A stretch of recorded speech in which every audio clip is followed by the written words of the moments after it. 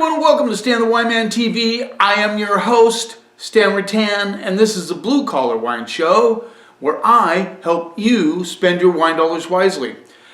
Been looking forward to doing this episode. I am featuring, in this episode, the Tannat grape. You're going, what the hell is a Tannat grape? Well, it started in southwest France. That's where it emanates from. A little village called Mataron is where they produce Tannat. Now, some of the immigrants from the Basque region made their way to Uruguay and brought along with them the vines of Tannat. And in Uruguay, it's the #1 planted grape. It's actually the national grape of Uruguay, believe it or not. Mataron produces Tannat, and traditionally it's very rustic, tannic, acidic, needs a few years in the bottle before you can even approach it. I tried to get my hands on one from the Mataron, but I was not able to do so. I live on the West Coast. A lot of times the East Coast gets all that stuff and we don't get it. At least I wasn't able to find a vendor that had that type of Tannat. Tannat actually is not a very obscure grape. There's about 10,000 acres planted worldwide. France has the most planted acres of Tannat, Uruguay second. It's also grown in Australia, California, Oregon, South Africa messes around with it a little bit, Brazil. Those are all places, in Argentina, where they do Tannat. In fact, I have 2 from Argentina. I'm excited to try these. I've always been a fan of Tannat. Now, because of the palate of the public and the rusticity of the Mataron Tannats, they've started to induce things like micro-oxygenation, where they, inject bubbles into the wine as it's fermenting and progressing in the aging. This helps it to smooth out a little bit, gives it more of a polished quality right off the bat. Now, this is something that a lot of people like, there's a little bit of a debate as to whether micro-oxygenation should be used in winemaking. I don't have an opinion on it. I just know that I understand why they're doing it, because a lot of people won't drink those rustic, heavy wines. Now, I like that style, and a lot of wine people do, but I'm sure most of you would rather buy a Tannat and be able to drink it, when you buy the bottle. Aging wine, I've done a few episodes on aging wine, and it's fun to do. It's exciting to see the results, but a lot of us just like to buy the bottle and drink it. So that is Tannat in a nutshell. Now, Tannat is one of the highest, has one of the highest levels of antioxidants, polyphenols, and the reason for that is this is a cool, fun fact. A Tannat grape has up to 5 seeds. The average grape, I didn't know this, has 2 to 3 seeds. So it's those seeds that give it that, that antioxidants, polyphenols, that are actually healthy for you, which is very exciting. So let's get started. This is a 2020 50N Tannat from Mendoza, Argentina. It rolls in at $14. Rinse here. Tannat has good structure. Now, in Uruguay, they brought over the more rustic style Tannats, but then they switched over and planted new clones that produce a little bit more of a polished, more softer style Tannat. So 50N Tannat, $14. Let's see what we get on the nose. Very dark in color. Very, very dark in color. You can see through it just a little bit, but still, kind of deep, kind of purple color, reddish purple. There you go. Let's see what we get on the nose. Getting a lot of plum notes on this, and some black raspberry. Some currant notes going through as well. Kind of a candy-esque thing on the nose. Getting licorice also. Let's see what we get on the palate. Excited to try the 50N Tannat.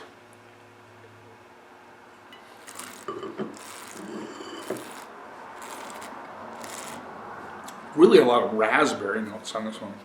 Lots of raspberry notes. Kind of red and black raspberry. Good acidity on this wine. Good structure. I'm getting a little tobacco on the finish.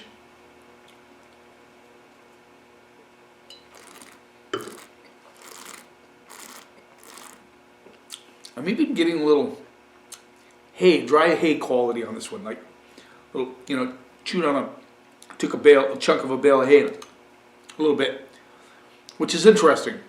There's a little bit of a grittiness on the tannins on the finish, but I like the acidity on this wine. This wine would be an excellent food wine, great with rib steaks, burgers, things like that. Maybe a stew. Very juicy, high tone acidity, but balanced, so it doesn't pucker up your mouth. Tobacco on the finish, big time. So you get this like black raspberry, red raspberry, licorice, tobacco on the finish. Just a little bit of the tannins are structured. They're not smooth, but they're not too rugged. It's a good example of a Tannat.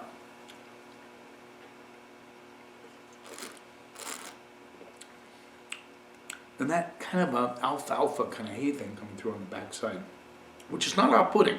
It makes it more interesting. So this wine has some good structure, good complexity, good acidity, nicely integrated tannins, good balance.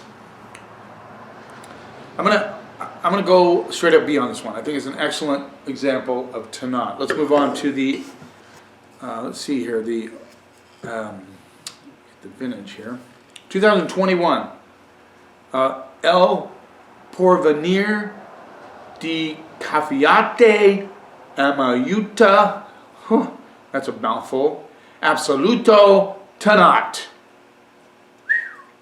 Val di Caffiate, Salta, Argentina.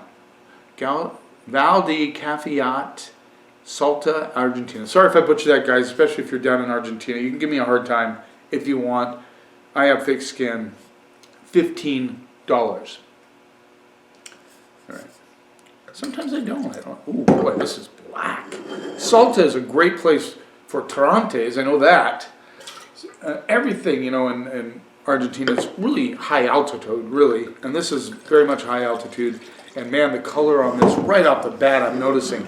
Just black, purple black, look at that. Incredible. Yeah.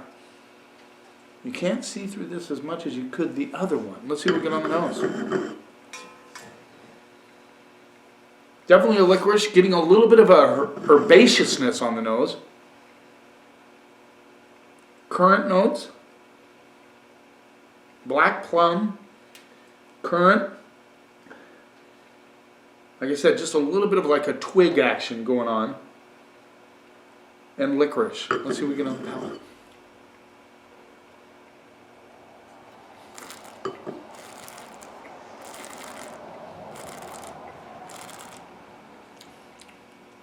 Wow, I'm really digging this one. Black olive, plum, licorice, currant notes, solid integration. I mean, it's smoother. This is definitely more polished than the other one, although I did like that one. So this would be more for the, what I'd say the general palate, where people want it a little bit smoother. This is a nice one, though. I like that black olive character. I like the currant notes. I like the integration. There's a little bit of plum coming through as well. And then right on the back end, there's a little bit of tobacco.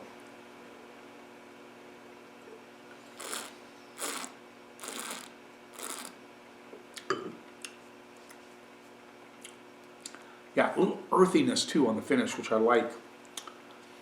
It seems to be a little bit, what am I trying to say? Let's see if it disappears on the mid-palate. I felt like there wasn't as much mid-palate as I'd like to see.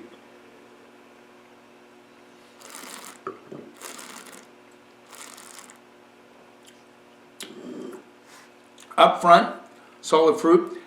Disappears just a little bit on the mid-palate. I don't think a lot of people would notice that. And then on the finish, it makes up for it. It gets that nice currant notes, plum, tobacco, earth. Just really, really nice finish, and it's a long finish. Mid-palate doesn't concern me as much. I like to see a little expansion on the mid-palate in a lot of wines, but this one, you know, good front finish. You know, you might fall asleep a little bit. It's like falling asleep in the middle of the play and you wake up because all of a sudden it gets really exciting. You know, you got what I'm saying?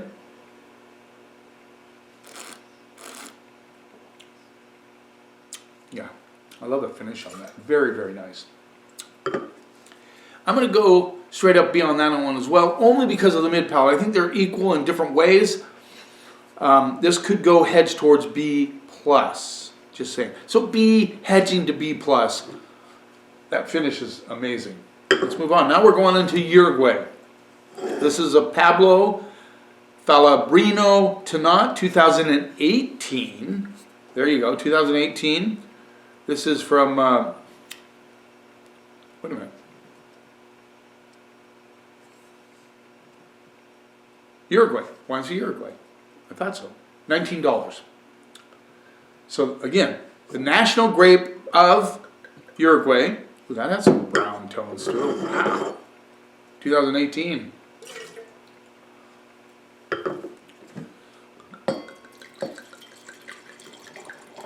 He's Brian from Brazos Imports. I like the guy. He's a very, very cool guy. Color on this is really, really brown. I mean, like, we're talking brownish, brickish, kind of brown red thing going on. That's very interesting to me. Let's see what we get on. See, do you see that? Like almost an orange brown. Let's see what we get on those. Ooh, this could be corked or something's going on with this one. It almost smells to me like a sherry. A lot of raisin, prune notes coming through. Man, this smells just like a sherry. I'm very interested to see what this is in the mouth. A little bit nervous. Yeah, incredible. Let's see what we get on the palate.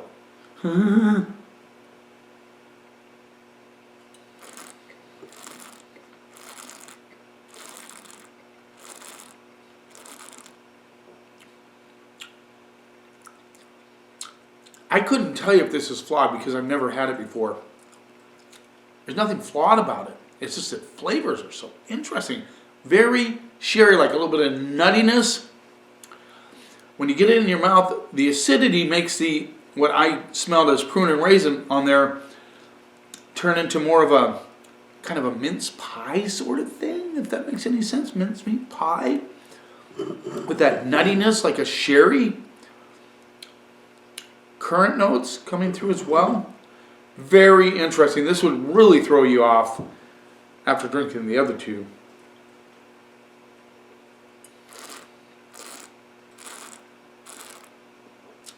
Now, I don't know how many of you like sherry,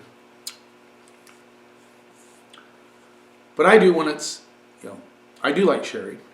I like that nuttiness of sherry in some of them. But this is really, really weird. I mean, this is a weird wine, hands down. I don't know what to compare it to. If I put it next to a sherry, in a blind taste, I'm not sure if you'd even know the difference. Except for the acidity.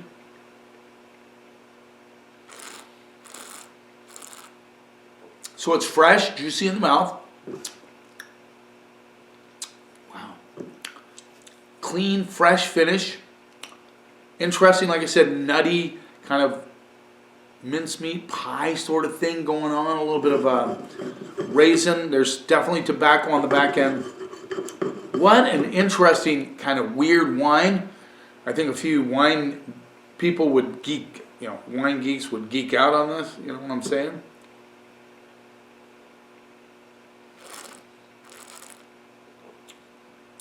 I'm serious, guys. This tastes so much like a sherry. It's weird. Long finish, very fresh. Like, I have nothing to compare it to. I mean, I haven't drunk enough Tannat of this style, and I'm not even sure. I don't think it's flawed. It doesn't have anything weird about it. I mean, flawed wines, like it's not corked. I'm very sensitive to corked wines, by the way. based on my lack of a measuring stick, I'm just going to go beyond that one as well. There's nothing wrong with it. If you like sherry, you're going to love this wine. I like the finish. It's nice and long. I like the freshness of this wine. I think it would be, you could actually pair this with salmon, would be very interesting. Or like a Cambozola cheese, Stilton, something like that would be really good. I'm just going to be. Because I just don't know. Let's move on. It's so strange. Just being honest, guys. That's the way I am. I'm being honest. You know, yeah. Like I said, I've never tasted anything like it. Period. Hands down. 2021, Garzon, Tannat, Reserva. This was in at $21. Now, Garzon is a well-known producer in Uruguay. Boy, that one's purple black. Wow. Curious to see how that one tastes.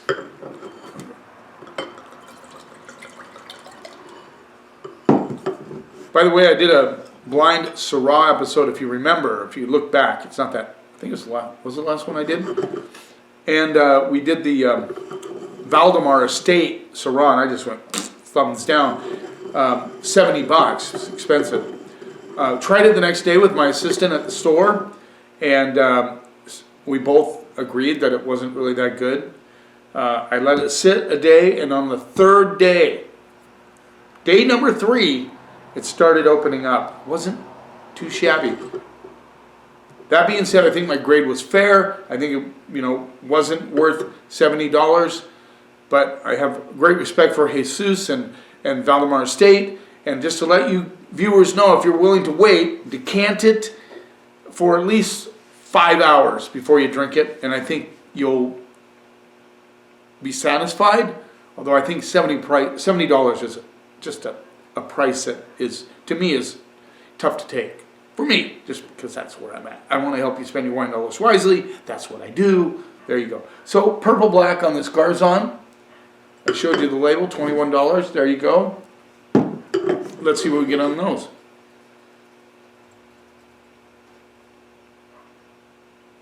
Very much a currant. This one has more blackberry on it. A little bit of a meaty characteristic, like raw meat, a little bit. Black plum and currant notes. I might even be getting a little cardamom on this, which is really interesting. Some spice notes. Now Tannat does well with oak, as long as they don't overdo it. A lot of winemakers like to hold off the oak so you get the true expression of the fruit. I'm not really getting a lot of baking spice on this, just a touch. Could be some, 1 year, 2 year old oak. And licorice. Let's see what we get on the palate. This has been kind of interesting so far.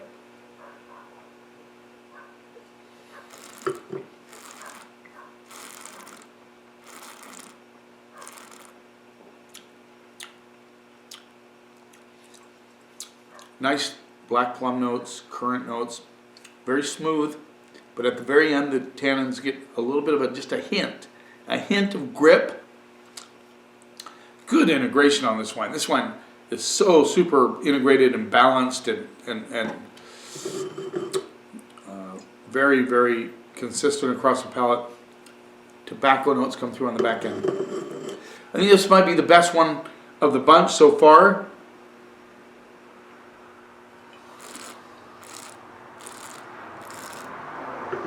A little bit of expansion on the mid palate. The blackberry notes kind of hide underneath. Tobacco notes really come out strong on the finish, which lingers, and it gets a little bit of freshness to it, which is nice. This is a solid food wine as well. This is just a weird wine.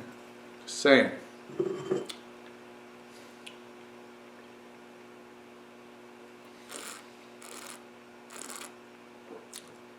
The tannins have a little bit of a meatiness to them, but it finishes fresh and clean and on the juicy side.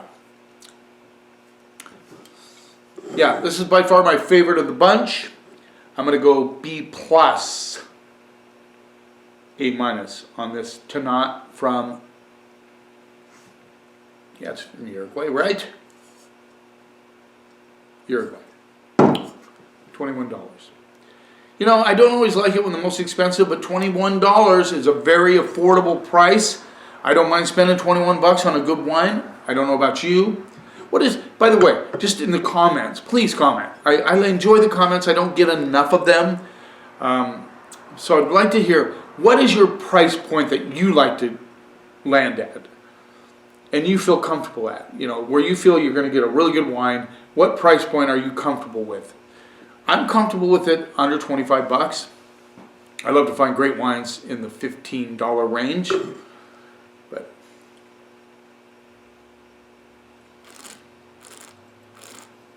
solid wine. So, how many of you have tried Tannat? Please let me know. How many of you love it? How many of you are on the fence? And by the way, this one, I might bring a little bit into my department just because it's so peculiar. I would put it with the sherries. Just saying. Just saying. Not really, but you know what I'm saying. Thanks for taking a little time out of your day. I hope you enjoyed this episode. I hope you are willing to stretch out your palate horizons and try new things. Try Tannat. It's a great wine, great grape, and I think you should explore it just a little bit. If you have a chance, subscribe to my channel so you know what's coming up. I'm actually excited. I have another episode coming up soon on Mentilla from Spain, another kind of interesting grape that a lot of people have never heard of. You keep watching, and I'll keep helping you spend your wine dollars wisely.